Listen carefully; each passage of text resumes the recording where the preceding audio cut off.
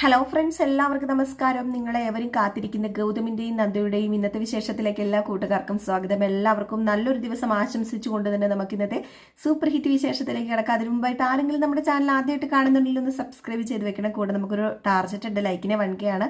അപ്പോൾ എല്ലാവരും maximum like അടിച്ചിട്ട് നമ്മുടെ വീഡിയോ കാണാൻ വേണ്ടി ഒന്ന് ശ്രദ്ധിക്കണേ. അപ്പോൾ നമുക്ക് നേരെ ഇന്നത്തെ വിശേഷത്തിലേക്ക് പോയാലോ. തുടങ്ങുമ്പോൾ തന്നെ കാണിക്കുന്നത് നമ്മുടെ നന്ദ ഗൗതമിനെ ഫോൺ വിളിക്കുകയാണ്. അങ്ങനെ നമ്മുടെ നന്ദ പറയുകയാണ്, സാറിനെന്താ ഞാൻ ചോദിച്ചതിനൊന്നും മറുപടിയില്ലേ? നന്ദ, നീ വിചാരിക്കുന്ന പോലെ കുഴപ്പങ്ങളൊന്നും ഇവിടെ ഇല്ല. നിനക്ക് ഞാൻ പറയുന്നത് മനസ്സിലാകാത്തത് കൊണ്ടാ ഇതൊക്കെ സംസാരിക്കുന്നത്. ആര് പറഞ്ഞു മനസ്സിലായില്ലെന്ന്? എനിക്കെല്ലാം മനസ്സിലായി. ഗൗതം സാർ ഇതുവരെ പറഞ്ഞതും പറയാൻ പോകുന്നതും എല്ലാം കല്ലുവെച്ച നോണകളാണെന്ന് മനസ്സിലായിട്ട് തന്നെയാ ഈ നന്ദ ഇവിടെ നിന്നിപ്പം ഗൗതം സാറിനെ വിളിക്കുന്നത്. അതുകൊണ്ട് കൂടുതൽ വിശദീകരിച്ച് വഷളാക്കണ്ട. ഒരു കാര്യം ഞാൻ പറഞ്ഞേക്കാം. ഞാൻ ADGP അങ്കിളിനെ പോയി കണ്ടിരുന്നു. അവിടെ ചെന്നപ്പം ഞാൻ എല്ലാ സത്യങ്ങളും അറിയുകയും ചെയ്തു. എന്താ നന്ദ, എന്തിനാ നന്ദ നീ എന്തിനാ അവിടെ പോയത്? അവിടെ പോയി ഇതൊക്കെ അന്വേഷിച്ചത്?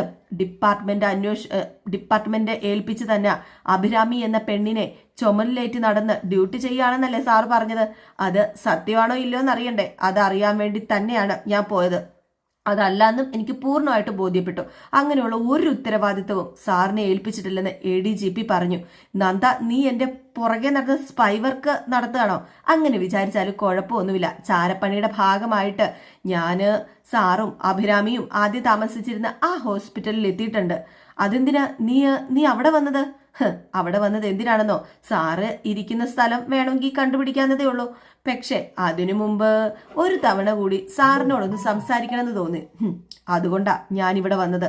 പിന്നെ ഫോൺ വിളിച്ചതും സാർ എത്രയും പെട്ടെന്ന് ഇവിടെ വരണം, അല്ലെങ്കിൽ പിന്നെ ഞാൻ സാറ് ഇരിക്കുന്ന സ്ഥലത്തേക്ക് വരും. നന്ദ, നീ എന്താ ഈ കാണിക്കുന്നത്? കൂടുതൽ സംസാരിക്കേണ്ട. അതാ സാറിനും അവൾക്ക് നല്ലത്. എന്താ നന്ദ നീ ഈ സംസാരിക്കുന്നത്? എനിക്കൊന്നും മനസ്സിലാവുന്നില്ല. ഞാൻ പറഞ്ഞല്ലോ, സാർ ഇവിടെ വരെ ഒന്ന് വന്നാൽ മാത്രം മതി. എനിക്ക് സാറിനോട് സംസാരിക്കണം. സാറിന് വരാൻ പറ്റുമെങ്കിൽ വാ എന്ന് പറഞ്ഞിട്ട് ഫോൺ കട്ട് ചെയ്യാണ് കേട്ടോ. ഏതായാലും നമ്മുടെ ഗൗതം വല്ലാണ്ട് അങ്ങ് പേടിച്ചു നിൽക്കുകയാണ്. എങ്ങനെയായി തീരും, എന്തായി തീരും എന്നൊന്നും അറിയില്ല. അപ്പൊ അഭിരാമി ചോദിച്ചു, എന്താ ഗൗതം, എന്തു പറ്റി? എന്തെങ്കിലും പ്രോബ്ലം? അത് പിന്നെ നന്ദ ആ പഴയ ഹോസ്പിറ്റലിൽ വന്നിട്ടുണ്ട് അമ്മി. എന്തിനാ അങ്ങനെ വന്നത്? എന്നെ കാണണമെന്നാ പറയുന്നത്. അവളുടെ മനസ്സിൽ എന്തൊക്കെയോ ഉണ്ടാമി, എനിക്കറിയില്ല. ഏതായാലും ഗൗതം ചെന്ന് കാണ്, സമാധാനിപ്പിക്കുക. ഇവിടെ എനിക്ക് ഒരു ടെൻഷനും ഇല്ല. എന്നെ ഓർത്ത് സങ്കടപ്പെടണ്ട. ഇപ്പം ഭാര്യയുടെ കാര്യം നോക്ക്. ആദ്യമല്ലേ കുടുംബജീവിതം, പിന്നെയല്ലേ എന്റെ കാര്യം. അവള് എത്രമാത്രം ഗൗതമിനെ സ്നേഹിക്കുന്നുണ്ട്. അതുകൊണ്ടല്ലേ ഇങ്ങനെ പിന്നാലെ വരുന്നത്. അതൊക്കെ എനിക്കറിയാം. എന്റെ മനസ്സിലും സ്നേഹം മാത്രമേ ഉള്ളൂ. എങ്കിൽ പിന്നെ ഒന്ന് നോക്കണ്ട. ഗൗതം ചെല്ല്, പോ ഗൗതം എന്ന് പറഞ്ഞു. അങ്ങനെ നമ്മുടെ ഗൗതം പറഞ്ഞു, എങ്കിൽ പിന്നെ ആമി നീ ഇവിടെ സൂക്ഷിക്കണം കേട്ടോ, ഞാൻ പോയിട്ട് വരാമെന്നും പറഞ്ഞ് നമ്മുടെ ഗൗതം പോകാൻ തുടങ്ങുമ്പോഴത്തേക്കും ഒന്ന് നിന്നു. അപ്പോഴത്തേക്കും അഭിരാമി ചോദിച്ചു, എന്താ ഗൗതം, എന്തു പറ്റി? അല്ല, വേറൊന്നുമല്ല, ഞാൻ പറഞ്ഞല്ലോ താനൊന്ന് സൂക്ഷിക്കണമെന്ന്. അതുകൊണ്ട് ഞാൻ പറഞ്ഞതാ. താൻ സൂക്ഷിച്ചില്ലെങ്കിൽ ഞാൻ ചെയ്തതൊക്കെ വെറും പാഴായി പോവും. അതുകൊണ്ടാ. Thanks a lot Gautham. ഇത്രയും എൻ്റെ കൂടെ നിന്നില്ലേ, അതിന് തന്നെ ഒരുപാട് നന്ദിയുണ്ട്. അതെൻ്റെ കടമയല്ലേ ആമി. അതിന് നീ ടാൻസ് ഒന്നും പറയണ്ട. ഏതായാലും ഞാൻ പോവാ, ടേക്ക് കെയർ എന്നൊക്കെ പറഞ്ഞിട്ട് നമ്മുടെ ഗൗതം അങ്ങ് പോയിട്ടോ. ആമിയാണെങ്കിൽ ഇങ്ങനെ, അഭിരാമിയാണെങ്കിൽ ഇങ്ങനെ കിടക്കുകയാണ്. എപ്പോഴാണ് പോലീസ് എത്തുക, പോലീസ് പിടികൂടുക എന്നൊന്നും അറിയാൻ പറ്റത്തില്ലാത്തൊരവസ്ഥയാണല്ലോ. ഏതായാലും ഗൗതം ആ ഹോസ്പിറ്റലിൽ നിന്ന് പോകുമ്പോഴാണ് നമ്മുടെ അർജുൻ ആ ഹോസ്പിറ്റലിൽ വന്ന് നിൽക്കുന്നത്. ഗൗതമിന്റെ കാറ് പോകുന്നു. അപ്പോൾ തന്നെ അർജുൻ വരുന്നു. അർജുൻ വന്നിട്ട്, ഇത് തന്നെയാണോ ഹോസ്പിറ്റല്? ഇനി എവിടെ പോയി അന്വേഷിക്കേണ്ടത്? ഏതായാലും റിസപ്ഷനിലൊക്കെ ഒന്ന് ചോദിച്ചു നോക്കാന്നൊക്കെ പറഞ്ഞുകൊണ്ട് ഹോസ്പിറ്റലിനകത്തേക്ക് നമ്മുടെ അർജുൻ കയറി ചെല്ലുകയാണ് കേട്ടോ. അങ്ങനെ റിസപ്ഷനിൽ ചെന്നിട്ട്, എക്സ്ക്യൂസ് മീ, ഇവിടെ അഭിരാമി എന്ന പേഷ്യന്റ് എവിടെയാണ് കിടക്കുന്നതെന്ന് ചോദിച്ചപ്പോഴത്തേക്കും അവരിങ്ങനെ പറഞ്ഞു കൊടുത്തു കേട്ടോ. അല്ല, അഭിരാമി ഗൗതം എന്ന പേര്, അത് തന്നെയാണല്ലേ? അപ്പൊ ഞാൻ ഒന്നുകൂടെ നോക്കിയിട്ട് കൺഫേം ചെയ്തിട്ട് പറയാന്ന് പറഞ്ഞ്, അഭിരാമി എന്നൊരു പേഷ്യന്റ് അഡ്മിഷൻ ലിസ്റ്റിൽ ഇല്ലല്ലോ സാർ. അഭിരാമി ഗൗതം ഒരിക്കലും ഇവിടെ അഡ്മിറ്റ് ആയിട്ടില്ലെന്ന് പറഞ്ഞു. അപ്പോഴത്തേക്ക് നമ്മുടെ അർജുൻ, എങ്കിൽ പിന്നെ പേര് മാറ്റിയായിരിക്കും ഇവിടെ അഡ്മിറ്റ് ചെയ്തിരിക്കുന്നതെന്ന് മനസ്സിലിങ്ങനെ വിചാരിക്കുകയാണ്. എന്നിട്ട് അർജുൻ അവിടെ നിന്ന് അങ്ങ് പോയി. എന്നിട്ട് ഈ ലൊക്കാലിറ്റിയിൽ ഈ ഹോസ്പിറ്റൽ മാത്രമേ ഉള്ളൂ. അപ്പൊ അഭിരാമി ഇവിടെ തന്നെ കാണും. ഒന്ന് ചുറ്റിക്കറങ്ങി ഒന്ന് നോക്കാം. ഏതായാലും എൻ്റെ ഏട്ടന് നല്ല ബുദ്ധി തന്നെയാ എന്നൊക്കെ പറഞ്ഞുകൊണ്ട് തന്നെ നമ്മുടെ അർജുന് അവിടെ ഇവിടെയൊക്കെ ഇങ്ങനെ തപ്പാൻ വേണ്ടി പോവുകയാണ് കേട്ടോ. അപ്പൊ അവിടെ തന്നെ ആയിരിക്കും അഭിരാമി എന്ന് 100% ഉറപ്പിച്ചു. ഏതായാലും ഇതേ സമയം നമ്മുടെ അഭിരാമി ഇങ്ങനെ വാർത്തയൊക്കെ കണ്ടുകൊണ്ടിരുന്നിട്ട്, ഇന്നത്തെ വാർത്തയിലും ഏതായാലും കാടങ്കല്ലി ഓപ്പറേഷനെ കുറിച്ചൊന്നും പറഞ്ഞിട്ടില്ലല്ലോ, അതുകൊണ്ട് സേഫാ. ഇനിയിപ്പം അവർ വലിയ കാര്യമായ രീതിയിലൊന്നും അന്വേഷിക്കാൻ വഴിയില്ലെന്ന് പറഞ്ഞിട്ട് ആ ഒരു ഫ്രണ്ടിലൊക്കെ വന്ന് നിന്നാണ് ഇത് കേൾക്കുന്നത്. ഇവരുടെ റൂമിനകത്ത് TV ഇല്ല. എന്നിട്ട് നമ്മുടെ അഭിരാമി അങ്ങ് പോകാൻ തുടങ്ങുകയാണ്. അങ്ങനെ അഭിരാമി വയറും പൊത്തിപ്പിടിച്ച് അങ്ങനെ പോകുമ്പോഴാണ് പെട്ടെന്ന് അർജുനുമായിട്ട് കൂട്ടിയിടിക്കുന്നത്. പെട്ടെന്ന് അർജുനുമായിട്ട് ഇടിക്കുമ്പോഴത്തേക്കും അർജുന് അയ്യോ സോറി കേട്ടോ എന്ന് പറയുന്നു. എങ്കിലും നമ്മുടെ അർജുനൊരു സംശയം. അർജുൻ ഒന്നും കൂടെ നോക്കിയിട്ട് അല്ല നീ ആമിയല്ലേ എന്ന് ചോദിച്ചു. അങ്ങനെ ആകെ പെട്ടു നിൽക്കുന്ന ഒരു അവസ്ഥ. അഭിരാമിക്ക് ആമിയല്ലെന്ന് പറയാനും പറ്റില്ല. പക്ഷേ നമ്മുടെ അഭിരാമി എന്തു ചെയ്തു? അവിടെ നിന്ന് ഒരു ഓട്ടം ഓടിയിട്ടോ.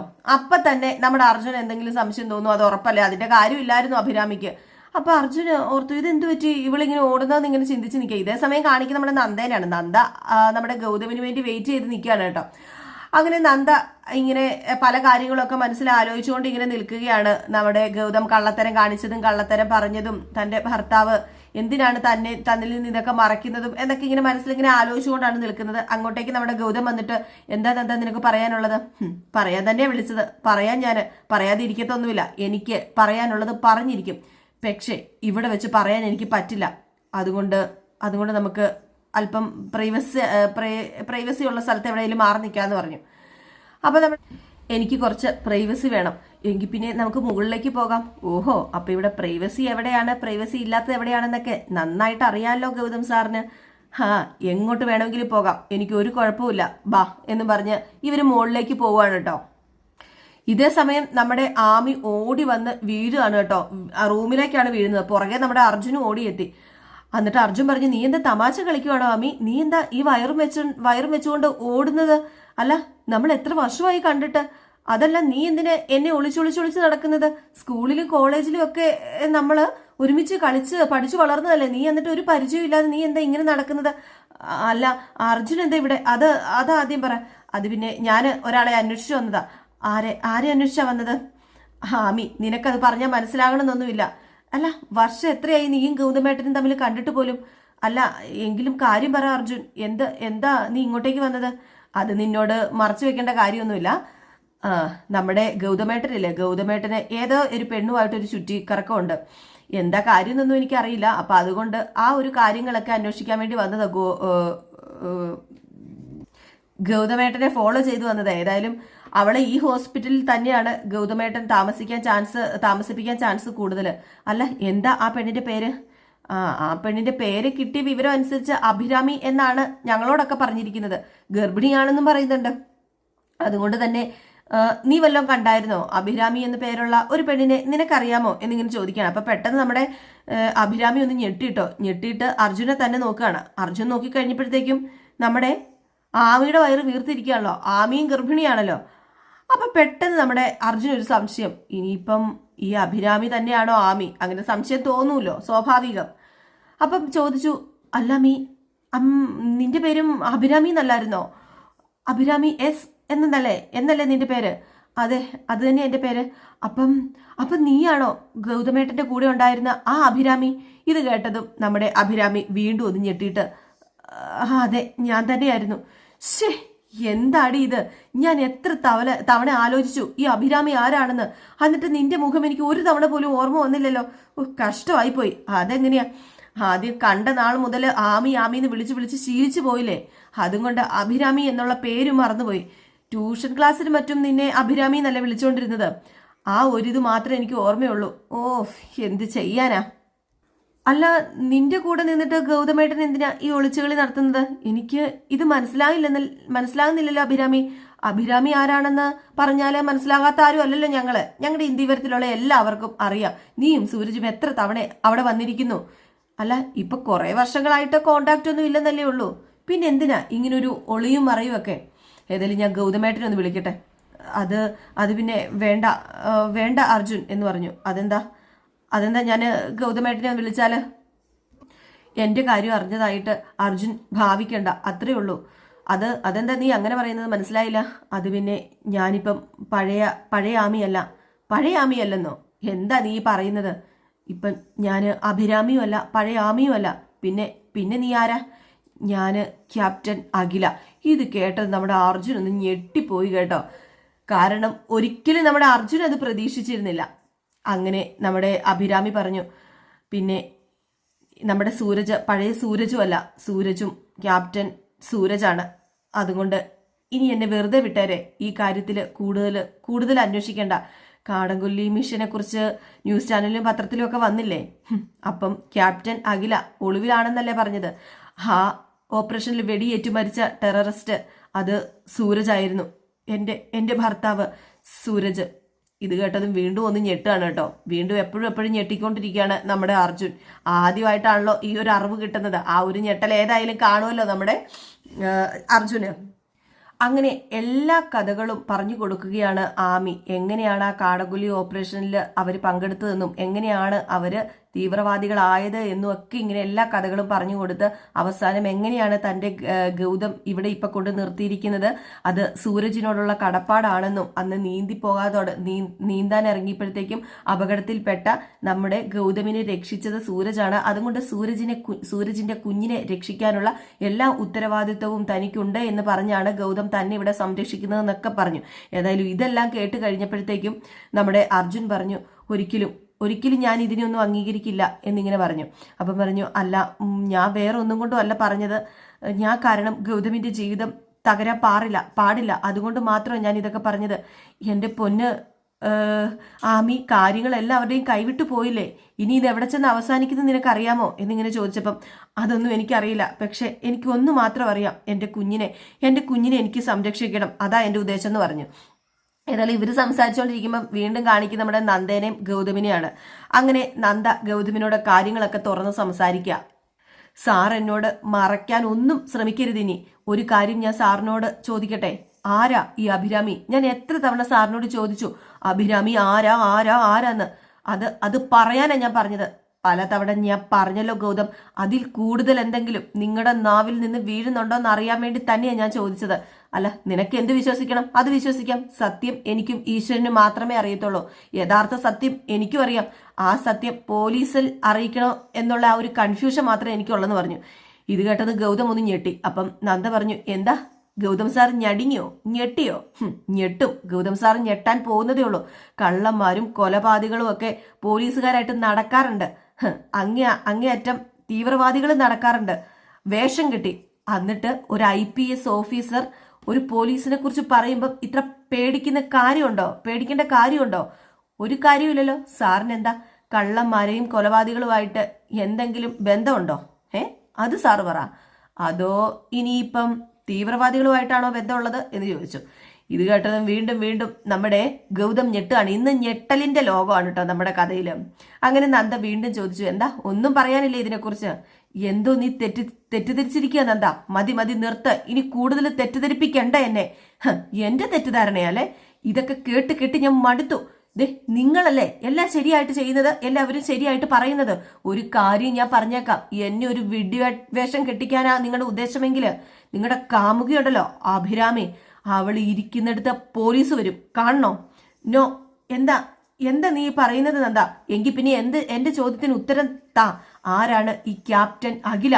ആരാണ് ഈ അഭിരാമി? എനിക്ക് ഇതിനെല്ലാം ഉത്തരം കിട്ടിയേ പറ്റൂ. രാജ്യത്തിനെതിരെ നിൽക്കുന്ന തീവ്രവാദിയാണോ ഈ ക്യാപ്റ്റൻ അഖില? ഒരു ഭാര്യ വേഷത്തിൽ നിങ്ങൾ ചുമന്നുകൊണ്ട് നടക്കുന്ന ആ അഖില അത് ഒരു രാജ്യദ്രോഹിയാണോന്ന് എനിക്ക് യെസ് ഓർ നോ അത് മാത്രം എനിക്ക് അറിഞ്ഞാൽ മതി. ഇനി എന്നെ നിർബന്ധിക്കരുത് പോലീസിനെ വിളിക്കാന്. നന്ദ പ്ലീസ്, ഞാൻ പറയുന്നൊന്ന് കേക്ക്. പറയണം സാർ, പറയണം. നിങ്ങളുടെ നാവിൽ നിന്ന് തന്നെ എനിക്കത് കേൾക്കണം. ആരാ ഈ അഭിരാമി? ആരാ ഈ ക്യാപ്റ്റൻ അഖില? എന്തിനാണ് സംരക്ഷിക്കുന്നത് ഈ ക്യാപ്റ്റൻ അഖിലേനെ? ഈ നീതിയെങ്കിലും എനിക്ക് നൽകണം. എനിക്ക് ഈ ചോദ്യത്തിനുള്ള ഉത്തരം കിട്ടിയേ തീരൂ എന്ന് പറഞ്ഞു. അപ്പോഴത്തേക്കും നമ്മുടെ ഗൗതം വേറെ ഒന്നും നോക്കിയില്ല, എസ് എന്ന് തന്നെയാണ് ആൻസർ കൊടുത്തത്. ക്യാപ്റ്റൻ അഖിലയാണ് ഈ അഭിരാമി എന്ന് പറയുന്നത് എന്ന് തുറന്നു പറഞ്ഞു കേട്ടോ. ഇത് കേട്ടത് നമ്മുടെ നന്ദ ഞെട്ടിയൊന്നുമില്ല. കാരണം നന്ദയ്ക്ക് ഇത് നേരത്തെ ക്ലൂ കിട്ടിയത് കൊണ്ട് തന്നെ ഞെട്ടന്റെ കാര്യമില്ലല്ലോ. അങ്ങനെ നമ്മുടെ ഗൗതം പറഞ്ഞു, ഏത് സാഹചര്യത്തിൽ അവളെ സംരക്ഷിക്കേണ്ട ആ ഒരു കാര്യം വന്നത് എന്ന് ഞാൻ വേണമെങ്കിൽ നിന്നോട് ഇപ്പൊ പറയാം. വേണ്ട, കേൾക്കണ്ട, എനിക്കൊന്നും കേൾക്കണ്ട. ഞാനൊരു പോലീസുകാരന്റെ മകളായതുകൊണ്ട് തന്നെ എനിക്കിതെല്ലാം ഊഹിക്കാൻ പറ്റും. നന്ദ ഞാൻ പറയുന്നത് നീ കേക്ക്. വേണ്ട, ഞാൻ ഒന്നും കേൾക്കില്ല. നിങ്ങളൊരു ക്രിമിനൽ. വേണ്ട നന്ദ, നീ എന്താ ഈ പറയുന്നത്? എന്താ ക്രിമിനൽ എന്ന് വിളിച്ചപ്പം നിങ്ങൾക്ക് പൊള്ളിയോ? പൊള്ളു നിങ്ങൾക്ക്. നാണമില്ലല്ലോ. ഒരു IPS കാരന്റെ വേഷത്തിൽ ഒരു ക്രിമിനൽ നടക്കുന്നു. കാക്കിയിട്ട ക്രിമിനല്. ദേ, ഒരു ടെററിസ്റ്റ് ഓപ്പറേഷൻ തകർക്കാൻ വേണ്ടി പല പല ആൾക്കാരും മുന്നിട്ടിറങ്ങും. പക്ഷെ ഒരു ഓഫീസർ അതിന് മുന്നിട്ടിറങ്ങില്ല. ഒരു തീവ്രവാദിയുടെ അഴക് കണ്ട് പുറകെ പോകുന്ന നിങ്ങൾക്ക് ഉളുപ്പുണ്ടോ എന്ന് ചോദിച്ചു. ഇത് കേട്ടപ്പോൾ നമ്മുടെ ഗൗതം പറഞ്ഞു, നിർത്ത്, വേണ്ട, ഇനി നീ ഒന്നും പറയണ്ട. വേണ്ട, നിർത്താൻ തന്നെ ഞാൻ വന്നത്. പക്ഷെ ഒരു കാര്യം കൂടെ ബാക്കിയുണ്ട്. ആ കാര്യം കൂടെ എനിക്ക് ചെയ്തേ പറ്റൂ. ഈ താലിമാല, ഒരു ക്രിമിനൽ എന്റെ കഴുത്തിൽ കെട്ടിയ ഈ താലിമാല, ഇതെനിക്ക് കഴുത്തിൽ ഇട്ടുകൊണ്ട് നടക്കാനുള്ള ബുദ്ധിമുട്ട്, അത് കാരണം ഇത് നിങ്ങൾ പിടിച്ചോളാൻ പറഞ്ഞു. ഏതായാലും ആ താലിമാല വലിച്ചു പൊട്ടിക്കുവാൻ വേണ്ടി നമ്മുടെ നന്ദ തുടങ്ങുകയാണ്. വലിച്ചു പൊട്ടിക്കുകയല്ല കേട്ടോ, തലയിൽ നിന്ന് വലിച്ചിങ്ങനെ ഊരിയെടുക്കുകയാണ്. എന്നിട്ട് നമ്മുടെ ഗൗതമിന്റെ മുന്നിലേക്ക് വെച്ച് നീട്ടുകയാണ്. ഏതായാലും ആ ഒരു സീൻ കാണിച്ചാണ് ഇന്നത്തെ വിശേഷം അവസാനിക്കുന്നത്. അപ്പൊ എല്ലാം ഉടപടലം പെട്ടെന്നായിരുന്നു. എല്ലാം നമ്മൾ പെട്ടെന്ന് സംഭവിച്ചതുപോലെ തോന്നുന്നല്ലേ. മൊത്തം ഞെട്ടലായിരുന്നു കേട്ടോ. അപ്പൊ അതുകൊണ്ട് എനിക്കും പെട്ടെന്നൊരു ഞെട്ടലൊക്കെ ആയിരുന്നു. അപ്പോൾ ഏതായാലും നമുക്ക് കാത്തിരുന്ന് തന്നെ കാണാം എന്തൊക്കെയാണ് സംഭവിക്കാൻ പോകുന്നത്. അപ്പോൾ എല്ലാവരും കാത്തിരിക്കുക. അടുത്ത വിശേഷവുമായിട്ട് വരാം. അതുവരെ എല്ലാവർക്കും ടാറ്റാ, ബൈ ബൈ.